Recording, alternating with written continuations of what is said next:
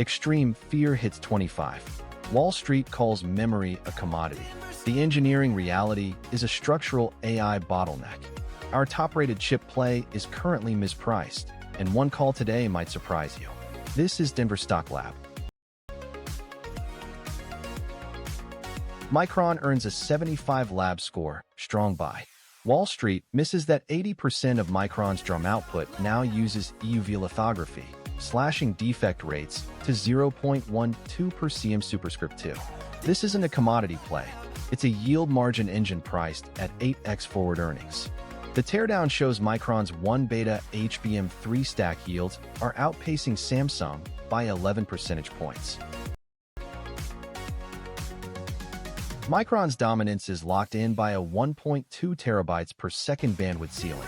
That is the data transfer rate of their HBM3E high-bandwidth memory, which currently consumes 30% less power than SK Hynix's equivalent stacks.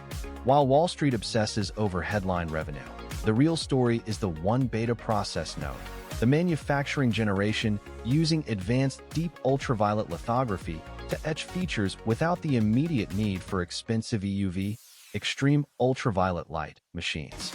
This engineering choice allows Micron to maintain superior bit density per wafer. By packing more storage into the same physical footprint, they are hitting 24 gigabit die capacities that competitors are struggling to yield at scale. We are seeing a fundamental shift where the memory wall, the lag between processor speed and data access, is being dismantled by Micron's specific TSV through silicon via interconnect architecture.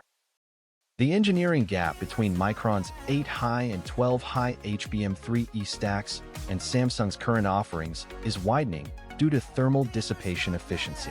At a market cap of $788 billion, Micron is being priced as a compute partner, not a commodity vendor, because their 10-nanometer class DRAM, dynamic random access memory, is the only silicon capable of keeping Nvidia's Blackwell GPUs fed without triggering a thermal throttle. When a chip throttles, it slows down to prevent heat damage, destroying the ROI of a multi-million-dollar AI cluster. With a beta of 1.92, Micron remains highly sensitive to systemic shifts, but the underlying hardware reality is a supply-side squeeze. The 2.52% pop to $698.74 today isn't just sentiment. It is the market realizing that high-performance AI is physically impossible without Micron's specific power-to-bandwidth ratio. Hardware constraints, not software demand, are now the primary driver of Micron's valuation.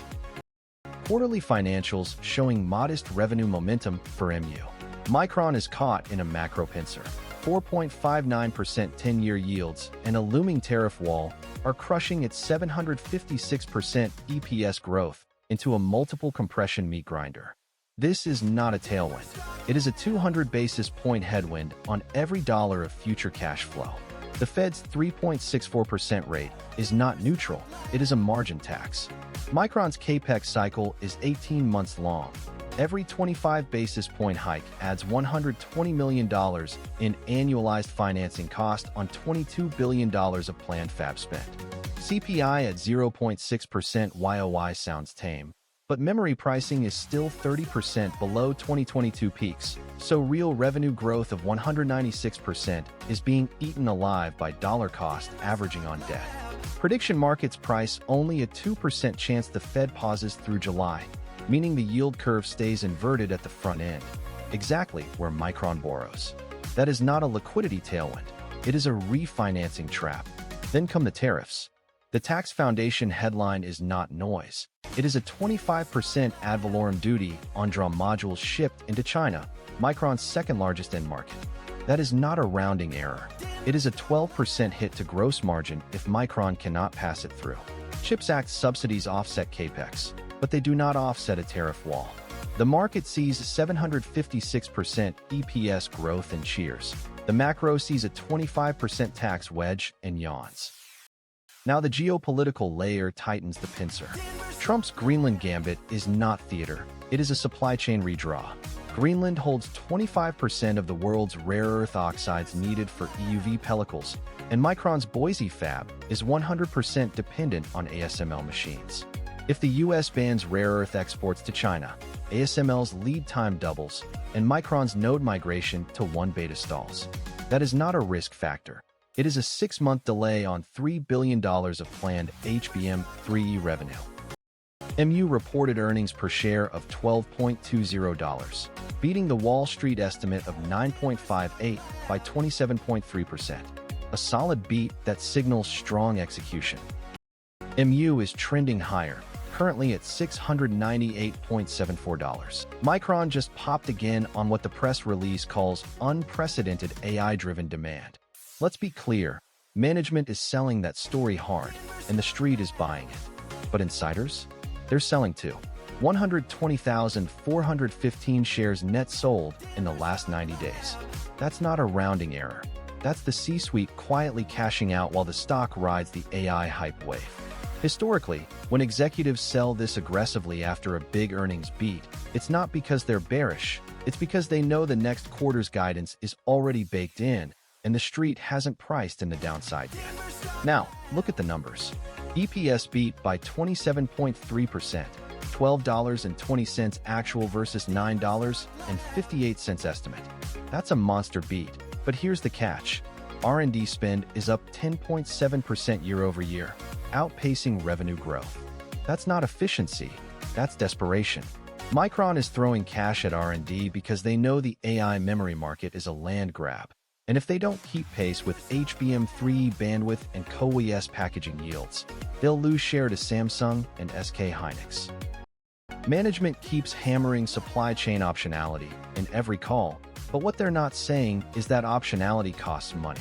Every new fab in Texas or Idaho is a bet that geopolitical tensions won't escalate further, and if they do, those fabs become stranded assets. The 10Q would say it plainly. Our gross margins are exposed to tariff volatility and export controls. Instead, they bury it under shareholder returns language. What management is saying, we're leading the AI memory revolution. The momentum breakdown for MU. RSI sits at 67, pointing to bullish momentum with buyers in control. MACD is currently bullish, with the histogram crossing above 0. Micron is currently riding a generational shift in memory architecture that Wall Street consistently underestimates. The transition to DDR5, double data rate 5, the latest high-speed memory standard for servers, is creating a massive volume play with cloud giants like Amazon and Google. Simultaneously, HBM, high bandwidth memory, which stacks DRAM vertically to increase data throughput, has flipped Micron from a commodity supplier to a critical AI infrastructure partner. But here's what breaks the bull thesis. Geopolitical friction is a physical constraint, not just a headline. U.S. export controls on GDR6X, graphics double data rate 6X, the high-performance memory used in Nvidia GPUs, directly choke revenue from Chinese markets. If tariffs hit Taiwanese semiconductor imports, Micron's manufacturing costs will spike, potentially crushing that forward P/E, price-to-earnings ratio, which measures current share price relative to per-share earnings, of 6.8x. The question a lead engineer would ask in the earnings prep room is this: can Micron scale advanced packaging yields fast enough to prevent a margin collapse as HBM complexity increases? The lab's answer is a cautious yes, but the technicals demand discipline. While the cup-and-handle pattern, a technical chart formation signaling a bullish continuation, shows upward momentum, the RSI, Relative Strength Index, which measures the speed and change of price movements, is sitting at 67.2. We see a bullish MACD, moving average convergence divergence, a trend-following momentum indicator, but volume is only up 5.7%, suggesting this move lacks the blowout conviction needed to clear overhead supply. Our AI score of 75 out of 100 reflects a strong but disciplined outlook. We are buyers if MU holds support at $481.72, but we expect a rejection at the $803.63 resistance, the price level where selling pressure typically overcomes buying. Micron is a performance leader, but the macro-pincer is real.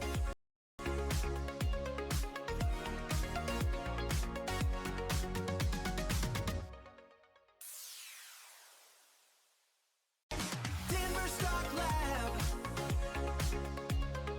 Nvidia scores 75, strong buy. The lab confirms Nvidia's H100 GPU achieves 3.5 terabytes per second memory bandwidth using HBM3 stacks, a 70% leap over AMD's MI300X.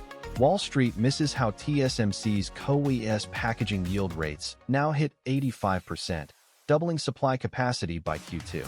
This isn't just AI dominance. It's a hardware moat engineered at the silicon interconnect level. Nvidia's dominance is no longer about the chip, but the physical packaging limit of 1.8 terabytes per second, TB/s, the rate at which data moves across the HBM3E, high-bandwidth memory, the specialized RAM stacked directly on the processor. While Wall Street obsesses over the $5.3t market cap, the lab is focused on the Blackwell B200's physical footprint. It uses two dies joined by a 10 terabytes per second interconnect, a high-speed bridge between silicon pieces, pushing the absolute edge of the reticle limit. The maximum size a chip can be printed on a silicon wafer. This dual-die approach is a strategic response to the yield, the percentage of functional chips per wafer, challenges at the 4 NP process node. AMD's MI350X attempts to match this with massive memory capacity, but Nvidia's Blackwell wins on interconnect latency, the delay in data transfer, which is the true bottleneck for training trillion-parameter models. The market is currently ignoring the cooling wall where TDP, thermal design power, the maximum heat a chip generates under load. It's 1,200 watts per GPU. This shifts the investment value from the silicon itself to rack-level integration. At $220.61, today's 0.77% dip reflects a minor tremor as TSMC ramps CoWoS chip-on-wafer-on-substrate with a local silicon interconnect, the advanced packaging that enables these massive chiplets. If yield rates for these complex bridges drop even 5%, Nvidia's margins on the $215.94 billion revenue base face immediate compression. We are tracking the transition to liquid cooling because air cannot physically dissipate heat at these 100 kilowatts rack densities. While the RSI, Relative Strength Index, a momentum indicator, of 58.5 suggests bullishness, the engineering reality is that Nvidia is fighting a war against physics. Today's price action is a pause as the market digests the sheer power requirements of the next compute cycle. Quarterly financials showing modest revenue momentum for Nvidia. Nvidia faces a valuation compression as the 4.59% 10-year yield, the benchmark interest rate used to price long-term risk, forces a brutal repricing of its 73.2% revenue growth against rising trade friction. While CPI, the Consumer Price Index, a measure of inflation, sits at a cool 0.6%, the bond vigilantes are revolting, pushing yields higher and tightening the discounted cash flow, a valuation method where future profits are worth less today as rates rise. This is the macro-pincer. The Fed's 3.64% rate is no longer the floor. It is a weight on NVDA's high multiple expansion. Simultaneously, aggressive tariff rhetoric targeting global trade partners threatens to disrupt the lean silicon supply chain. When trade policy shifts toward protectionism, the cost of reshoring manufacturing transitions from a political talking point to a direct hit on gross margins. The geopolitical landscape has shifted from cooperation to a territorial siege, evidenced by reignited trade war fears over Greenland and broader global tariffs. For Nvidia, this is not just uncertainty. It is a tax on the 95.6% EPS growth. Earnings per share, the portion of profit allocated to each outstanding stock. The market is pricing in a 5.2% recession risk, yet the real threat is the bifurcation, a split into two distinct and competing branches of the global AI infrastructure. As the U.S. weaponizes export controls, NVDA's regional revenue exposure becomes a liability that no amount of engineering can bypass. We are witnessing the end of the efficiency era in semiconductors. Labor costs are rising as unemployment hits 4.3%, and social pressure for AI regulation is mounting. Capital is no longer just chasing compute. It is fleeing toward geopolitical resilience as the macro-pincer closes. Nvidia reported earnings per share of $1.62, beating the Wall Street estimate of 1.56 by 3.6%. A solid beat that signals strong execution. Nvidia is trending higher, currently at $220.61. Nvidia's official script is a masterclass in controlled optimism. Every press release and earnings call slide screams, AI demand is insatiable. They'll flash Blackwell's 208 billion transistors, tout 400G InfiniBand. That's the ultra-fast networking fabric connecting thousands of GPUs, and drop phrases like multi-year growth runway to keep the street dreaming of 50% revenue CAGRs. But let's flip the table. Insiders have net sold 911,732 shares in the last 90 days. That's not a trickle, that's a fire hose. When executives who know the exact wafer yields and CoWoS, chip-on-wafer packaging, defect rates are dumping stock at scale, the message is clear. The silicon math is getting harder, and the boardroom is hedging its own conviction. The EPS beat of 3.6% looks solid on paper, but dig into the R&D spend. $18.5 billion, up 43.2% year-over-year. That's not efficiency, that's desperation. When R&D grows nearly twice as fast as revenue, management is signaling that the next node, TSMC's 2 nanometers, is going to cost a fortune, and the only way to stay ahead is to outspend everyone else. Listen to the language. Nvidia's 8K buries a boilerplate SEC disclaimer about general incorporation language in filings. What they're really saying is, we reserve the right to change the story fast. The lab hears this. The AI hardware arms race is entering a margin compression phase, and Nvidia is burning cash to keep the narrative alive. The momentum breakdown for Nvidia. RSI sits at 58, pointing to bullish momentum, with buyers in control. MACD is currently bullish, with the histogram crossing above zero. Nvidia is currently weaponizing its dominance through the H100 and A100 product cycles, leveraging HBM, high-bandwidth memory that stacks DRAM chips vertically to shatter data bottlenecks. The hardware reality is a bullish cup-and-handle breakout above $220, supported by a massive 0.47 put-to-call ratio, a metric showing investors are buying twice as many bullish bets as protective ones. But here is what breaks the bull thesis. The macro-pincer is tightening. While the chart looks strong, export controls on A100 and H100 silicon to Chinese giants like Baidu and Tencent create a massive revenue hole that the GeForce RTX 40 series launch must fill perfectly. If data center inventory corrections hit before gaming revenue scales, that $196.50 support level becomes a trapdoor, not a floor. The question the boardrooms are whispering is this: can Nvidia outrun the physical yield limits of advanced chiplet design, a method of connecting smaller silicon dies to improve manufacturing efficiency before trade tariffs evaporate the margin? The lab's answer is found in the forward P/E of 19.0x. This valuation isn't pricing in a monopoly.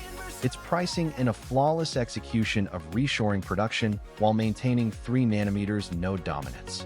Any friction in the CHIPS Act rollout or a missed packaging milestone at TSMC will trigger a violent repricing.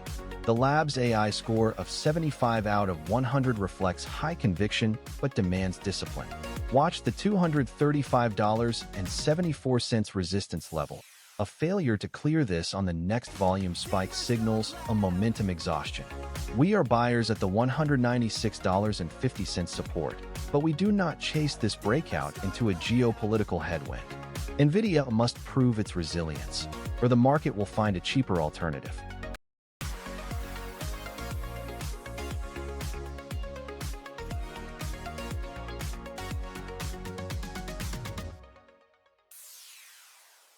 Micron's 1 beta yield ramp is live. This node leap changes everything. Is HBM3E enough to dethrone Nvidia's dominance? Or does Micron just become its most critical enabler? Let's debate. We're engineers, not advisors. This is research, not recommendations. We share patterns, not portfolios. What worked yesterday won't tomorrow. Trust no one. Verify everything. Until next time, stay sharp, dig deeper, and keep building.